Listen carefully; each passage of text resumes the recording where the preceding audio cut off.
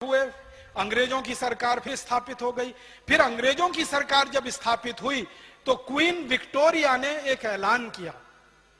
1 नवंबर 1858 को वो ऐलान भारत के बड़े बड़े अखबारों में छपा।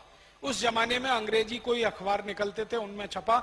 उस ऐलान में कहा गया कि आज के बाद भारत में कंपनी की सरकार नहीं चलेगी, कानून की सरकार चलेगी। माने 1 नवंबर 1858 तक कंपनी की सरकार चलती थी। कंपनी माने ईस्ट इंडिया कंपनी। फिर कानून की सरकार चलेगी, लेकिन वो कानून कौन बनाएगा?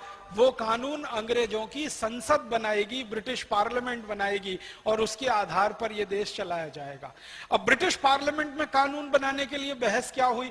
ब्रिटिश पार्लियामेंट में बहस यह हुई कि कानून ऐसे बनाए जाने चाहिए कि सारे भारतवासी कभी भी दोबारा से खड़े ना हो सकें और अंग्रेजों के खिलाफ बगावत ना कर सकें।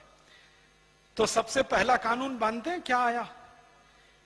सबसे पहला कानून, आपको हैरानी होगी जानकर, अंग्रेजों के खिलाफ जो बगावत हुई थी वो सशस्त्र बगावत थी, उसमें हथियारों का इस्तेमाल हुआ था। अंग्रेजों ने सबसे पहला कानून बनाया कि भारत में हथियार वही रख सकेगा जिसके पास लाइसेंस होगा। लाइसेंस जिसके पास नहीं होगा वो हथियार रखने का अधिकारी नहीं होगा।